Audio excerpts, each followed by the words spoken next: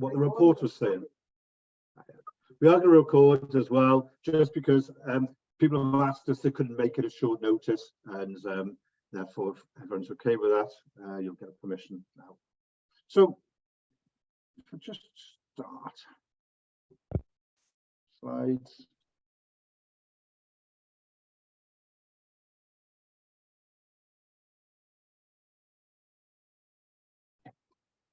Two seconds, just to switch around.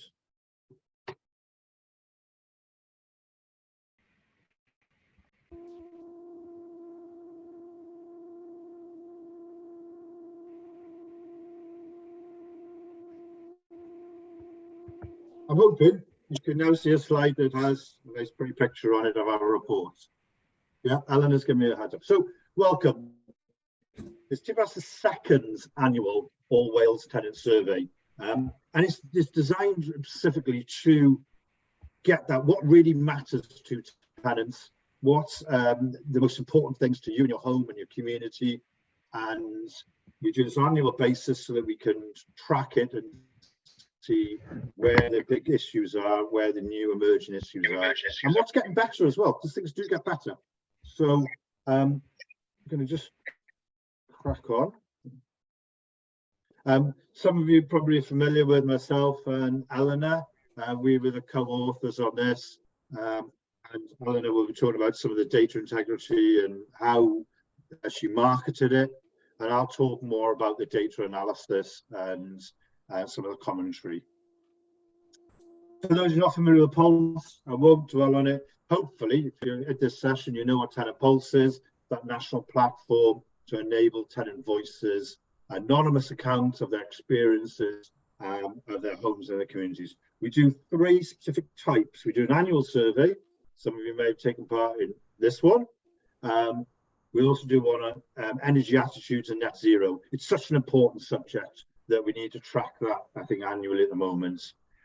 We also do some specific topic ones. We did one this year with Welsh Government on rent setting, and some of you might, I know Dave and there's others here who took part in that one back in probably September time, I think it was. Those specific ones we work with Welsh Government and other stakeholders on. And we also do some specific ones. You won't always see them. We're doing a number of things over the last year with North Wales private renters and things like that. So we do specific audience surveys where it's just certain people we want to target and get their views on. If you want to get the report, it's available on our website. That's the Pulse portal there, tpas.co/pulse. And there's also a direct page where got more information on there, and you can click to the results as well. So this time around, it was about 750 people responded. That's across social housing and private renters. That's really important. The private renter part gives much more insight, so it allows us to see, are these specific to social, private, or just communities? What are the similarities and what are the differences? So it's a 52-page report, and it's available in both language, obviously, and there's a short video of this, and we'll put the recording of this webinar, should you want to show it in a tenant group or anything. We'll put that webinar also on our website by the end of the day, hopefully. So, Eleanor, you specifically, I know you feel that this is an important issue, isn't it? Yeah, definitely. And hi, everybody. Pulse is really important, as you know, the census report last week that came out detailed that a third of people in Wales are now renting in some capacity. And we've all seen housing in the news over the last year, and it's been some really hard-hitting and important topics. And this is the key time that we need to be listening to tenants' views. Yeah. So I'm just going to talk briefly about the promotion of the survey. As many people here may know, over the last year, we've really been focusing on our social media promotion and digital promotion. That doesn't mean we've left out the non-digital side. I'll get onto that in a second. We issued this to over 1,000 subscribed tenants across our platforms, really. Some were social, some were PRS, and they all publicised the Tenant Pulse members as well. Some landlords contacted tenants directly, which is fantastic. We really appreciated that, and we saw an uplift in responses from that direct contact. That may have been through tenant newsletters or TPO visits. That's where the non-digital engagement really paid off for us. We saw from landlords such as Pobble and the Vale of Glamorgan, an uplift really came in whenever there were visits non-digitally. We used platforms like Facebook and Instagram to target private renters through adverts, but frustratingly, Meta rejected our Facebook adverts, but approved the identical Instagram ones, which was slightly confusing for us. But It makes no sense, that. It made no sense, really. Same adverts across 2 platforms. We're just going to have to look into that for our next Pulse surveys, really. Yeah. Over both platforms, over 35,000 people saw our advert and saw the Tenant Pulse promotional material, which is fantastic. And we saw a direct correlation into younger tenants from that. For example, on Instagram, we saw 90% of PRS tenants responding under the age of 30 and 55% under the age of 45. So that's a really good way for us to access younger tenants. And that's a tenant group that underrepresented as well in social housing. And we saw that as well as an uplift in social housing, as you'll see in the report. We also did a bit of innovative work this time on Mastodon, and David's going to talk about that. So some of you might be familiar with Mastodon. It's been around for a number of years. It's some builders and observed with Twitter. We're always trying new things, trying new platforms, seeing what works.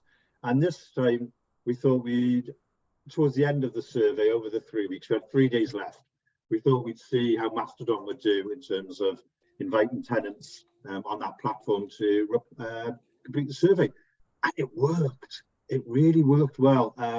I say it was a late flurry of responses. We think about 8 to 10% of the total responses that was open over the 3 weeks came from Mastodon in those final 3 days of the survey.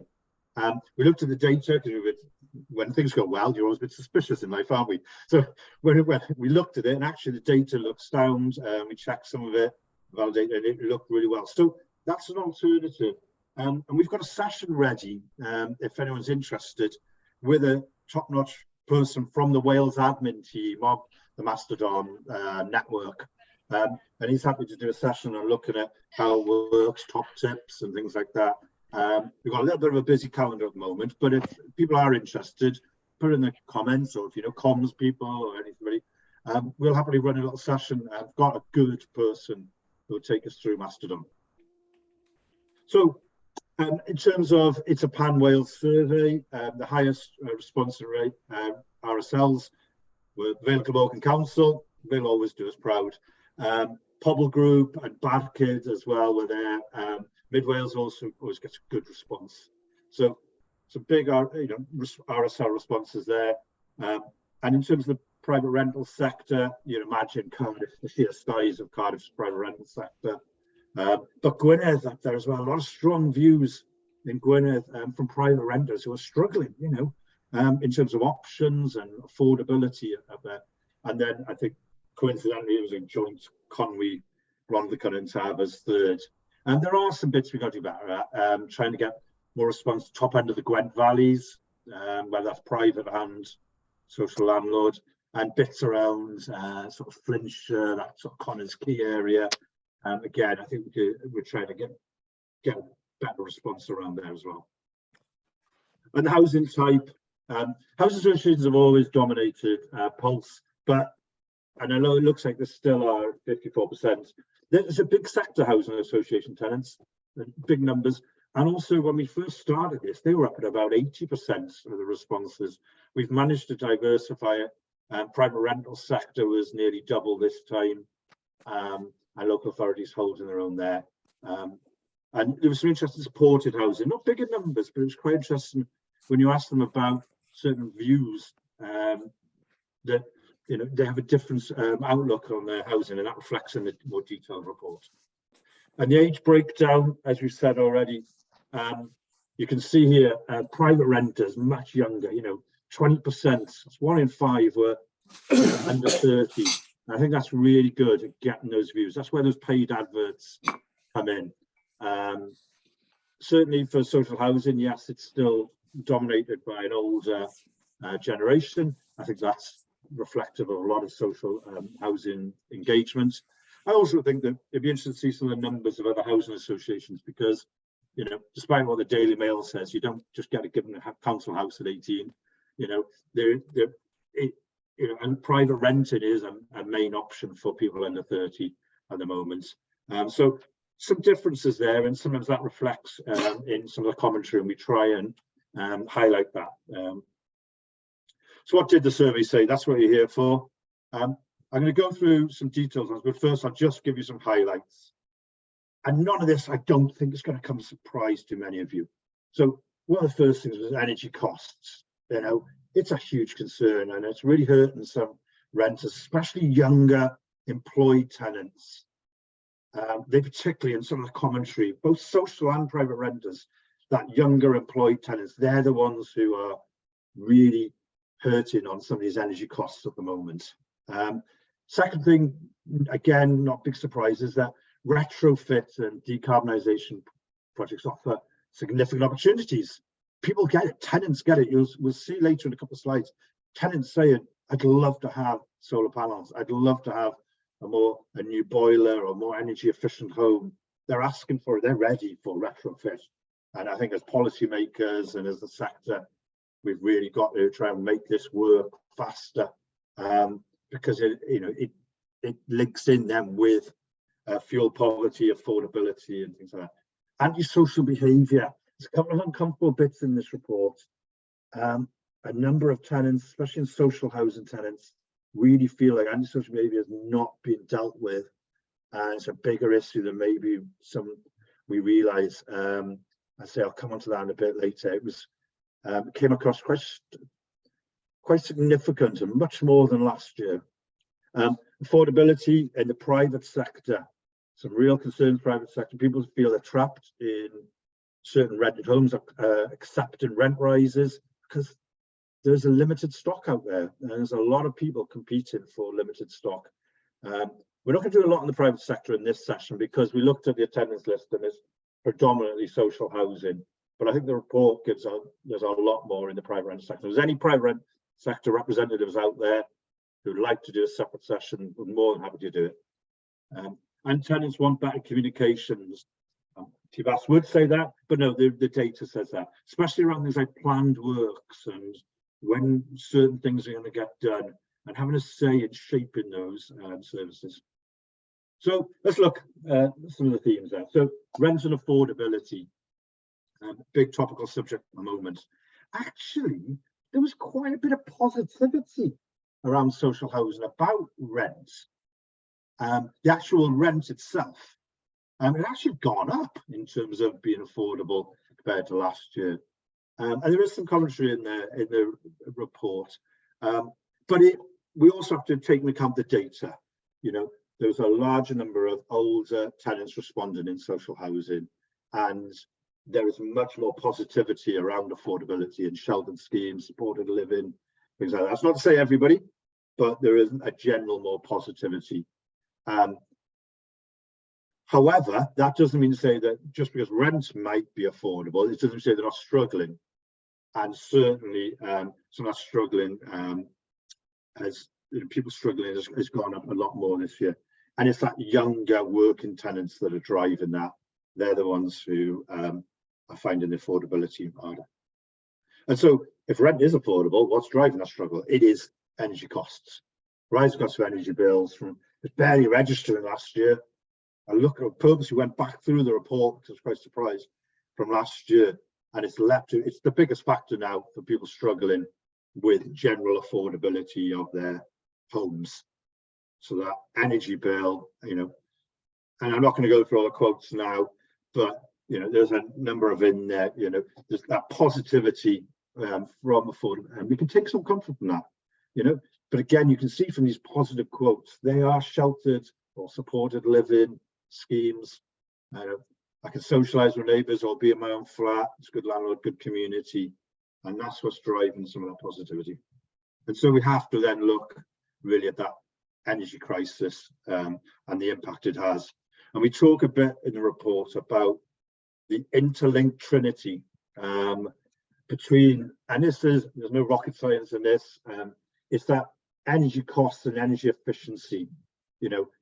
Heating your home at the moment can be a challenge for some. It costs a lot. It's not always as efficient as where it could be. And consequently, if we've got underheating or we've got heating for short periods of time and then back cold again and things like that, it's going to impact damp and mold. Damp and mold's a complex subject. We can't tackle it in this session, but energy costs and efficiency are definitely contributing to that damp and mold and to disrepair.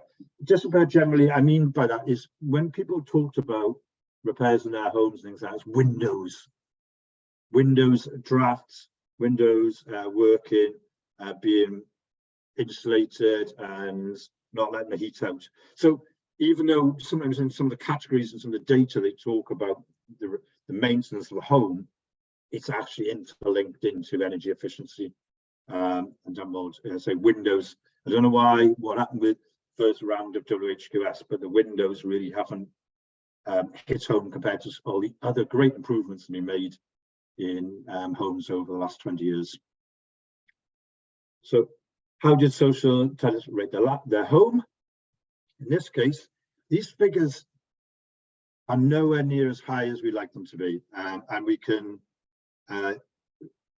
reflect on it. And we had a number of discussions last year with Welsh Government about it, because they were like, if 40% of tenants think the house is free from damp mold, that implies 60% think they've got damp mold. That's not compared to the data that they have.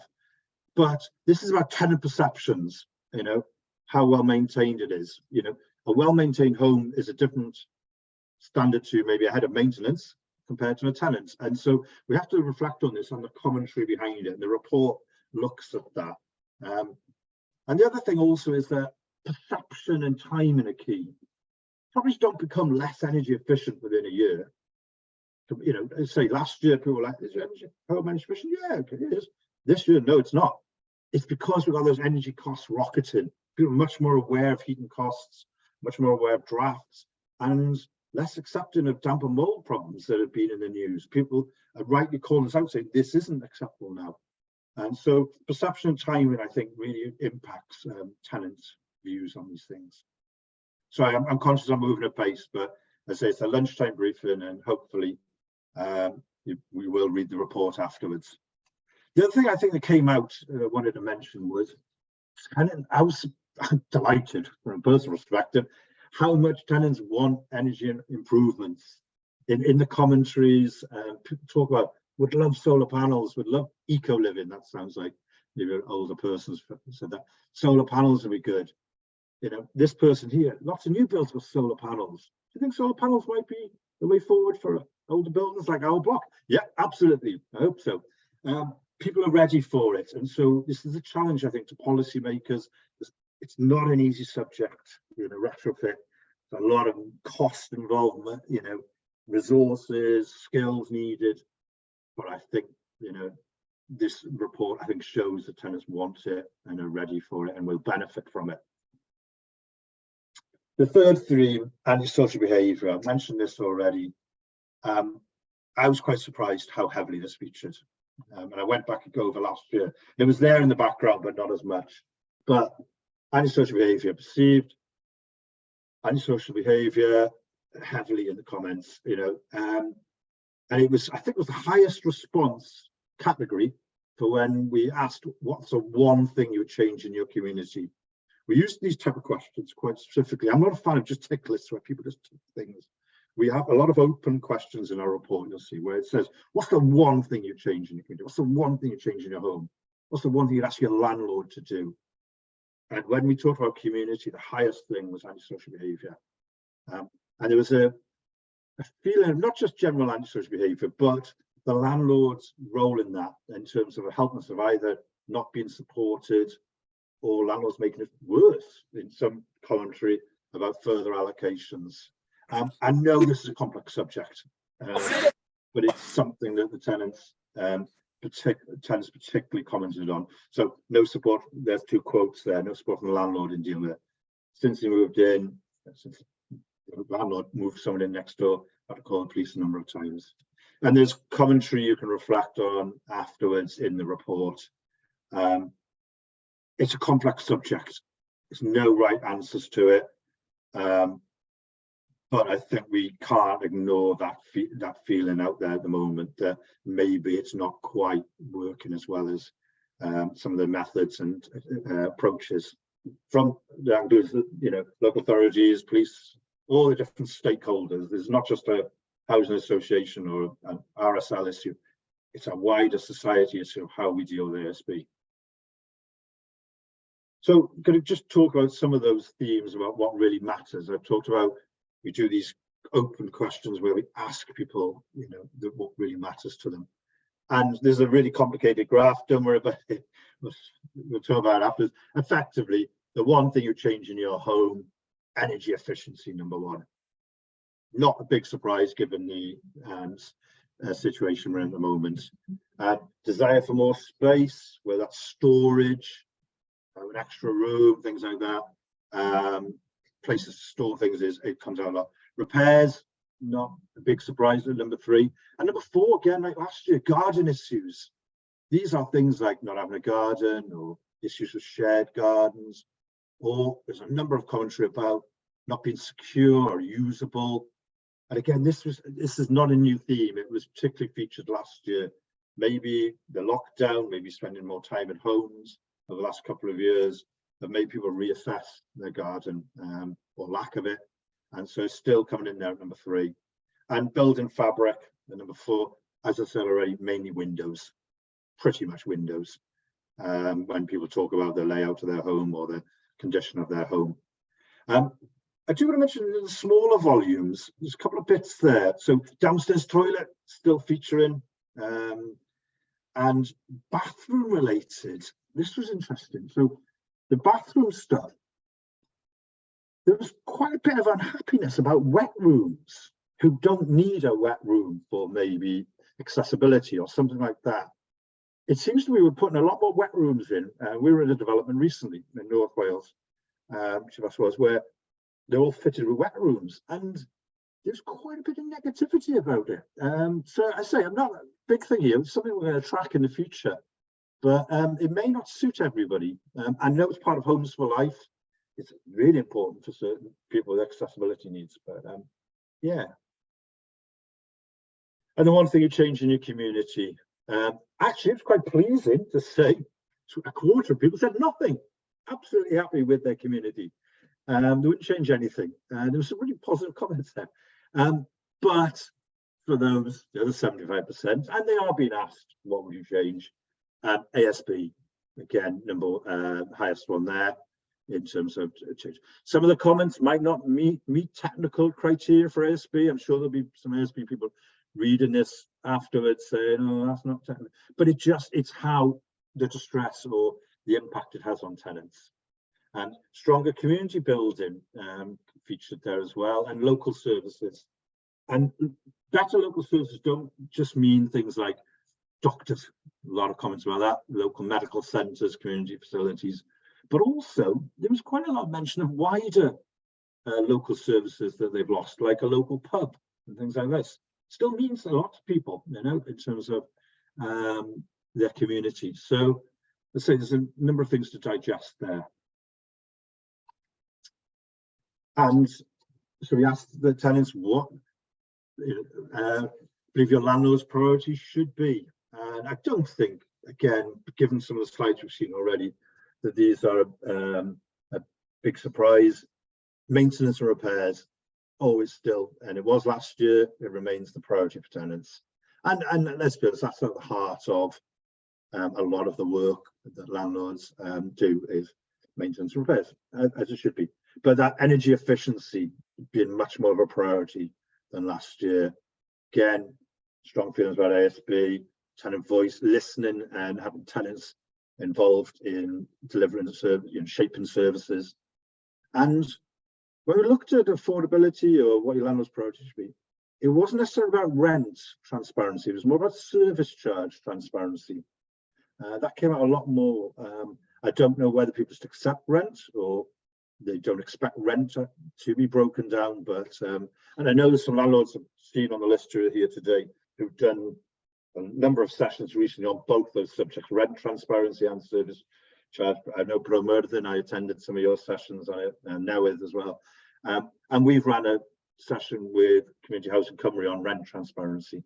So an allocations policy, again, I'm not sure this is a complex subject, but people will comment about trying to understand how allocations work, how the systems work, and again, they're featured in those landlord priorities. I did want to mention one thing that came up again this year compared to last year as well, and those things of the challenge of those wanting to downsize and younger families wanting to upsize. We're still, again, it's not an easy subject, but how do we get that matching? How do we get homes that people feel confident to downsize from? So to quote there, a home more suitable for a family, number of empty nester comments. You know, I'd like a smaller property. But what they do want is the classic bungalow or ground floor flats. Bungalows, you know, it's not something the sector builds a lot of these days. But it still comes out as what they'd like to downsize to free up those properties for people. There was a number of comments about people who are overcrowded and people having to share, teens, male and female, having to share together and things like this. It was, I say it's a sector challenge, and it's certainly there in the tenant comments. So we're getting through this. So I know I'm racing through this, but tenant engagement was another theme, and we looked at. It was actually this is a positive one. In terms of what engagement they'd had with the landlords attending, and some of those figures aren't that high. We sometimes don't want to be engaged. Some people don't want to attend meetings, or sadly, some people don't read the newsletters that some of you have developed and some of I've written and things. They do go in the bin. It's part of life. But although those figures don't look necessarily high, they were actually much higher than last year. They were up. More engaged with their landlord over the last 12 months. I think that's a positive to see.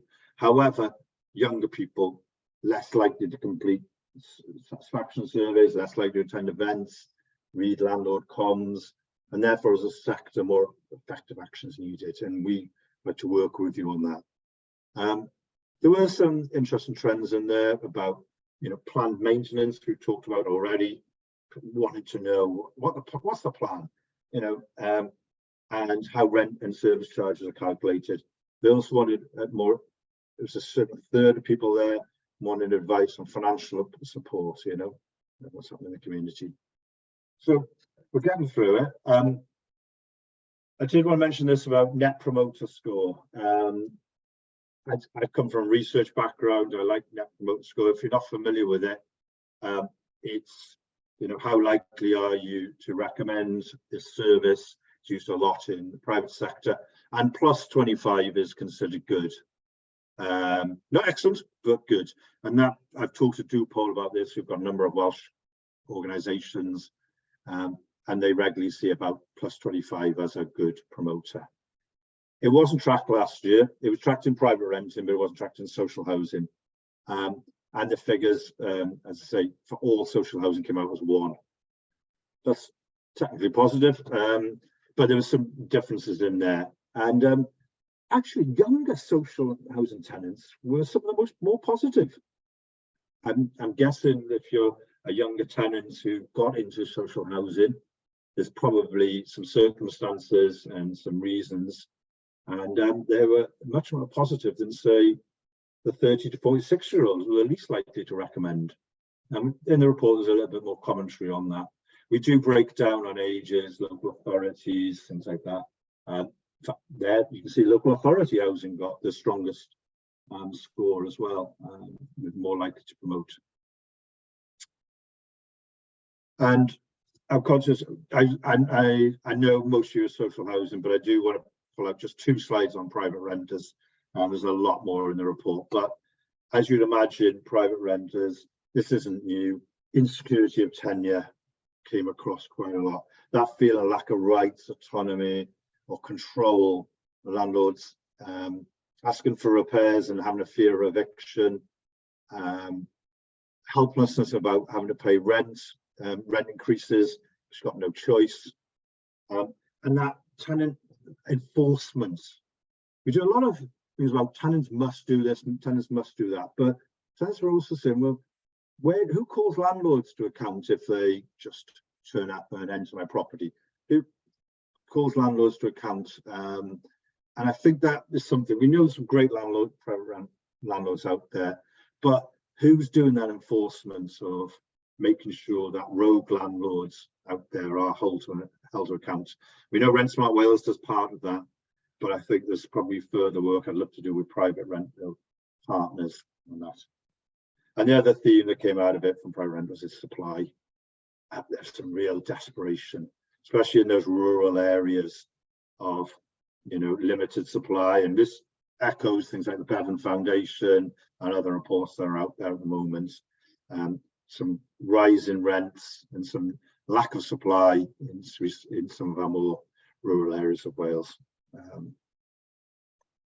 So that's pretty much a summary in terms of some of the key things.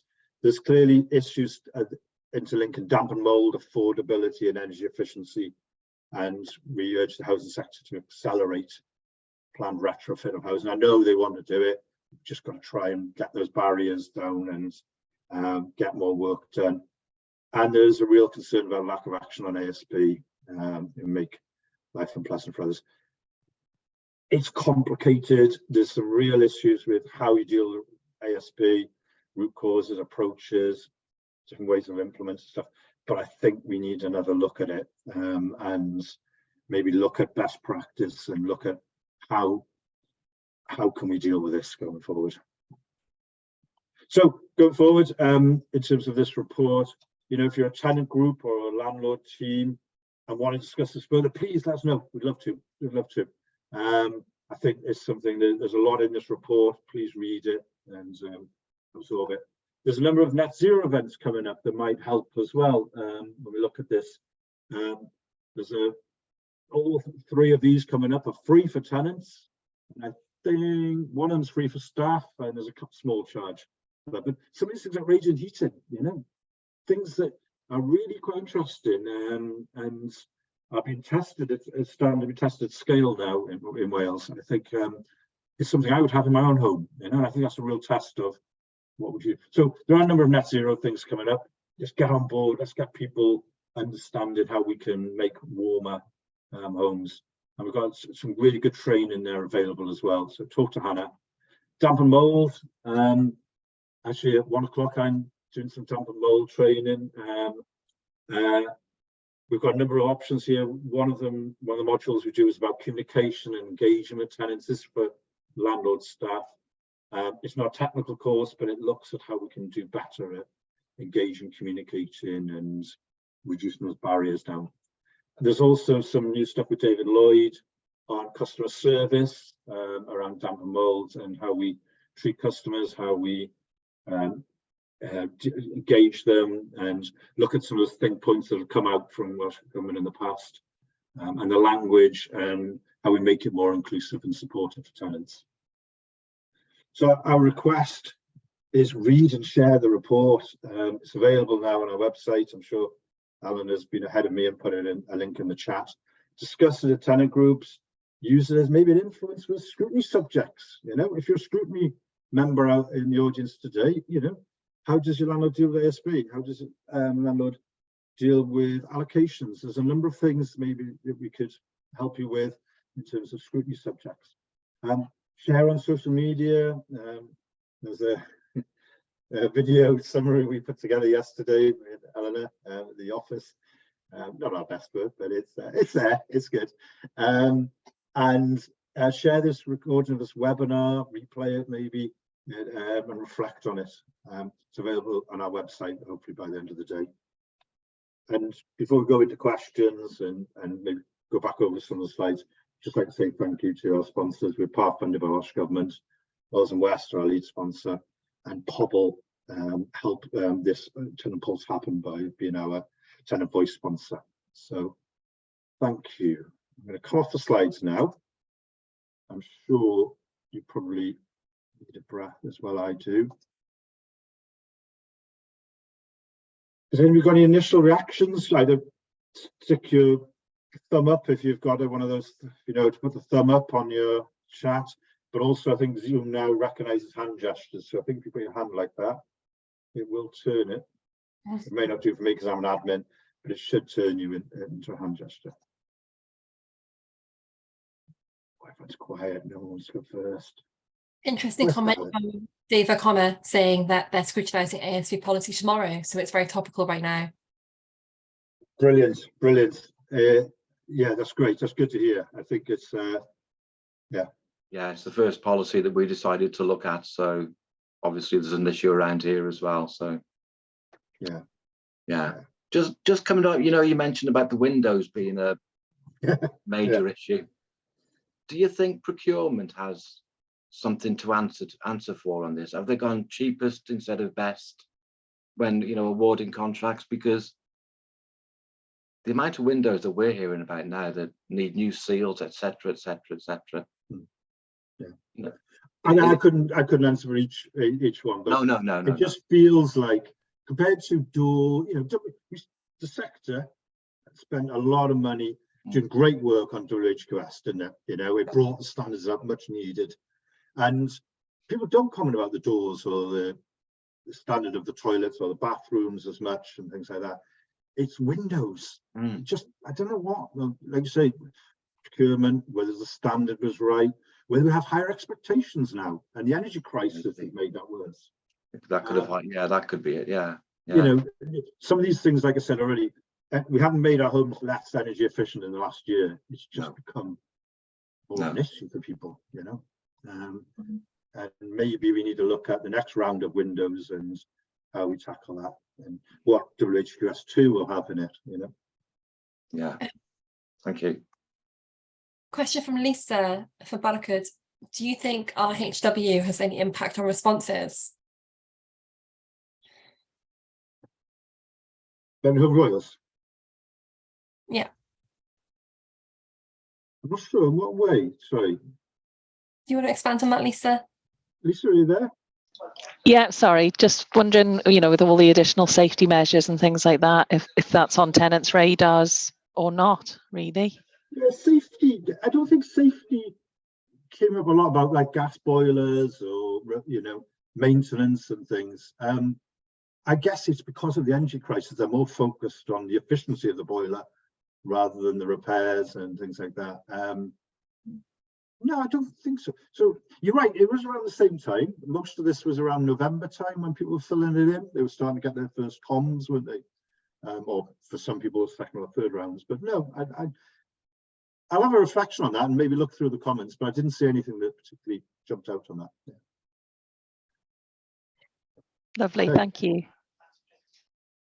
Phileas, hi.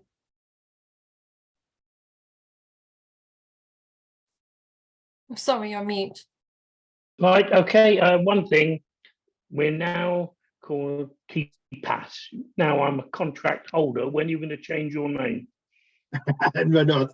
No, I think contract holder was something the Welsh Government lawyers, I don't think they particularly wanted to use contract holder. It was just a legal term. We've polled people, those of you at a conference, we talked about tenant versus resident versus customer, and certainly tenant still seems to be the term that people want to be referred to as. Residents, I particularly like myself, but rather customer. But no, at the moment, I don't think we've got the budget to rename ourselves.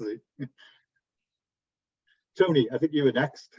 Yeah, as energy features quite highly in your report, do you have any reactions that said that some of the heating systems and the way of controlling them is too complex for the residents to understand and to actually get the greatest efficiency from?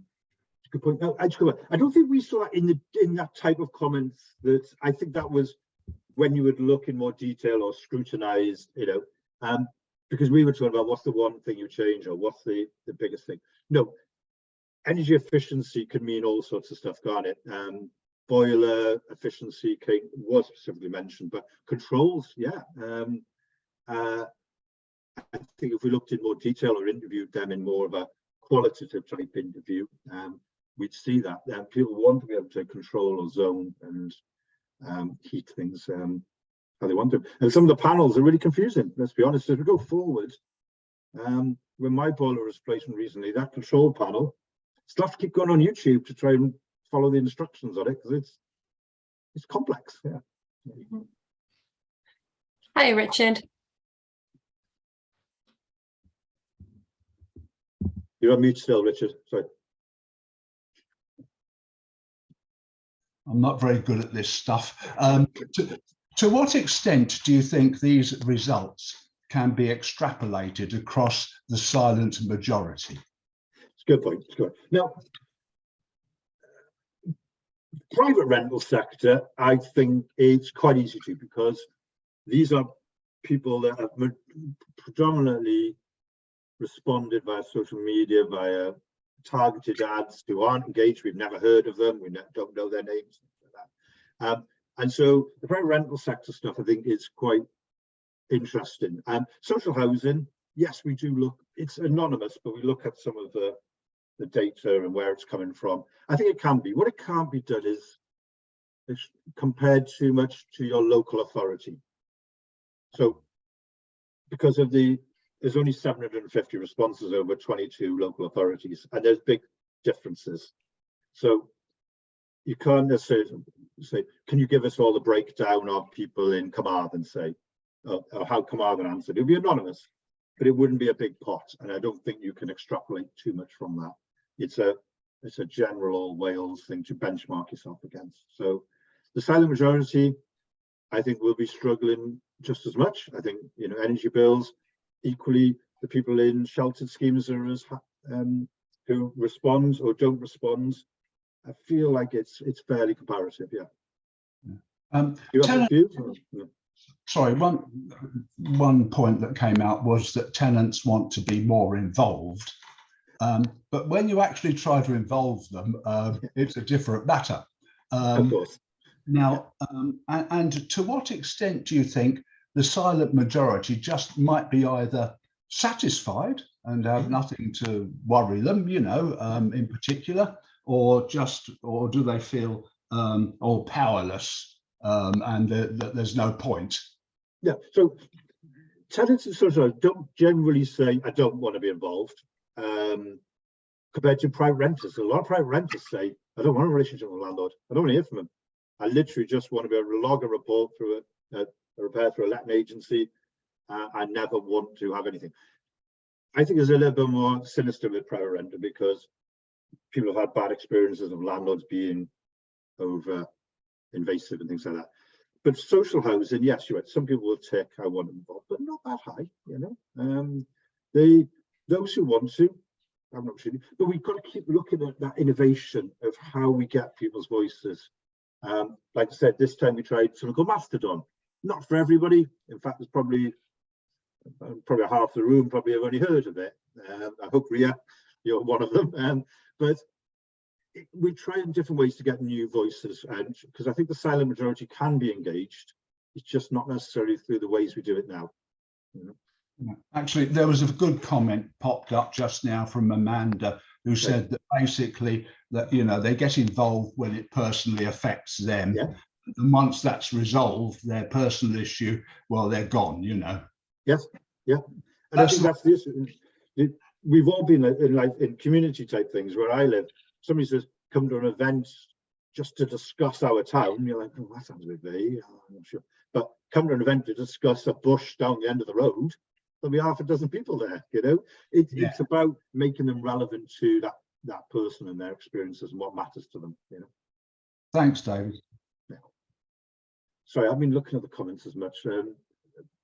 Alan, is there anything any comments you want to pull out? Or? No, just Amanda echoed that tenants that she's met usually get involved when there's a personal issue to be resolved. There's the motivation behind involvement. Yeah. I see Helen saying that the issue around contract holder is purely a legal term. Yeah, I don't think people like the term. It's just something that was needed legally, I think. Yeah. Good. Any surprises? Anybody? Anything else? I don't want to keep it for the sake of it. This is meant to be just a quick overview. Please look at the report. It's available obviously in both languages, and some good stuff in there. And that's that's quick hand. Tony. Yes, I'm on the tenants panel at Monmouthshire Housing, and we have a meeting tomorrow in a hotel. We're being shouted at lunch.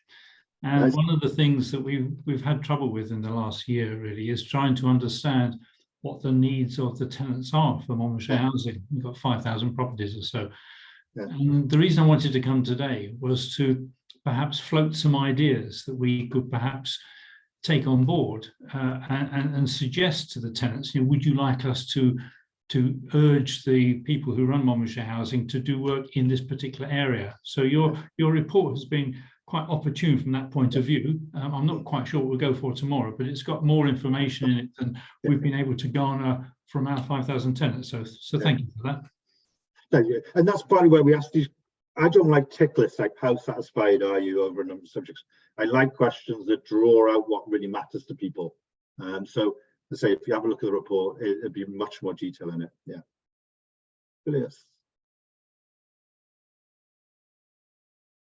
Slummies.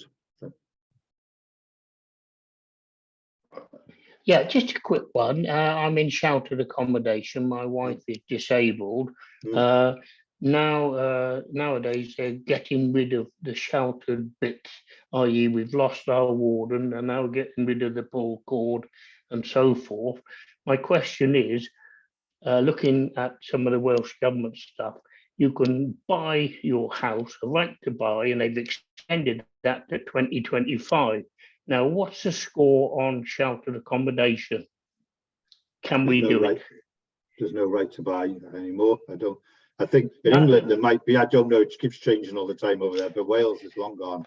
Yeah. No, I think you're wrong, sir. I'm not being funny. I've printed it out just now. Actually, they said they've extended it for 2 years. I got it here. But yeah, it's something that we should look at. Is that something that you could send over to me? I have to put my email address in the chat, and we can discuss it afterwards. Yeah. If I put my email now.